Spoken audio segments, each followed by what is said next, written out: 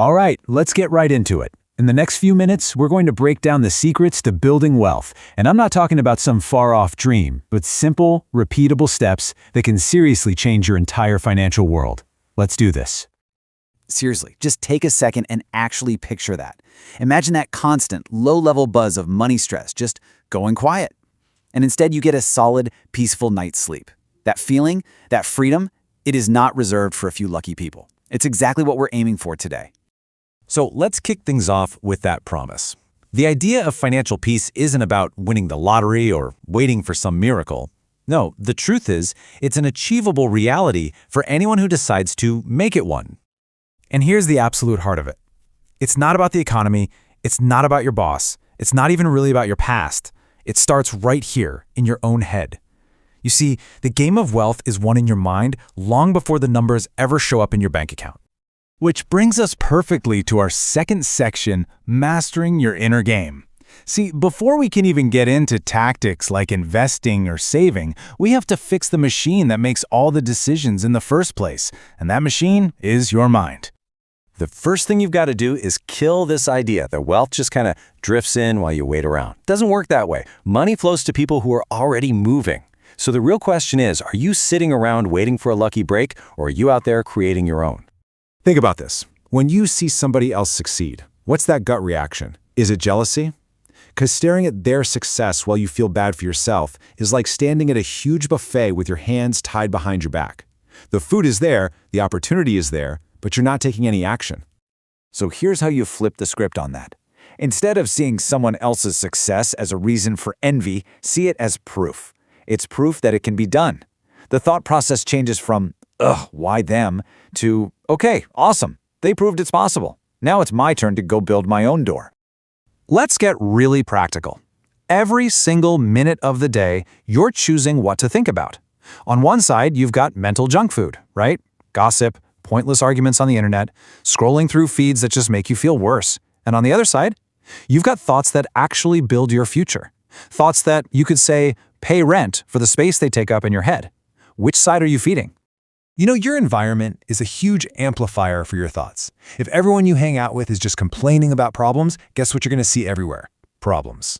But if you find a new table, a new group where people are talking about ideas, solutions, and opportunities, your whole world starts to look different.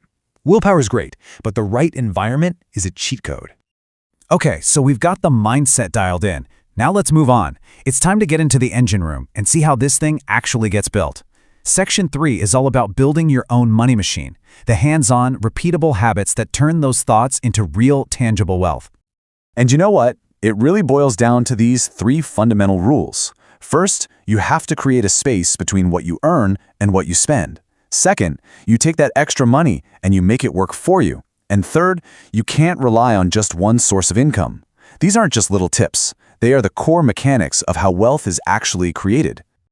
I absolutely love this idea of the dollar employee. Just think about it like this. Every single dollar you manage to save and invest isn't just sitting there. No, it's like a tiny little employee on your payroll. It works for you 24/7, it never calls in sick, and its only job is to build a better future for you. Your goal is to hire as many of these dollar employees as you possibly can. Does this stuff actually work for regular people in the real world? Oh yeah, absolutely. Let's take a look at our first case study. This isn't some high-flying CEO we're talking about. It's a cashier who made one tiny, consistent change. So what happened? Well, this cashier realized she was spending about $150 a month on snacks and drinks at work. She just swapped them for stuff she brought from home and put that extra cash into a simple, low-cost index fund. 10 years later, those little snacks had turned into over $25,000. That is the power of a small change made over and over again. Okay, let's look at another one. This time, it's about turning a skill you already have into a real income stream. This guy started tinkering with broken phones in his spare time, just learning from free videos online. And the progression here is just incredible. It started as a tiny hobby with a cheap toolkit, but in just 1 year, his little side gig was making more money than his actual day job. And today, he owns a full-on business, a kiosk that provides jobs for 3 other people. This is what happens when you stop saying what if and you start asking what's next. So we've covered the mindset, we've covered the mechanics, but there is one final piece to this puzzle, and honestly, it's the most important one of all. You have to take action, because knowledge that just sits around in your head is totally, completely worthless. This line right here might be the most important thing you hear today. Motion beats meditation. Thinking about it isn't enough. Planning it is not enough. You have to move. Small, messy, repeated actions will always, and I mean always, crush perfect inaction. You just have to get the ball rolling, even if it's the tiniest little push. So I'm going to ask you directly, not tomorrow, not next week, within the next 60 minutes after this is over, what is the one real physical thing you are going to do to get yourself in motion? Make it specific. Make it real. And look, if you're stuck, here are 5 super simple ways to build some momentum. Maybe you finally cancel that subscription you forgot about, or just list that old gadget for sale online. Heck, just watch a 10-minute tutorial on a skill you can sell. None of these are life-changing by themselves, but any one of them breaks that cycle of just thinking and starts the cycle of doing. Just pick one. Do it now. And let's end on this. It's a really powerful thought. The next 10 years are going to pass no matter what you do.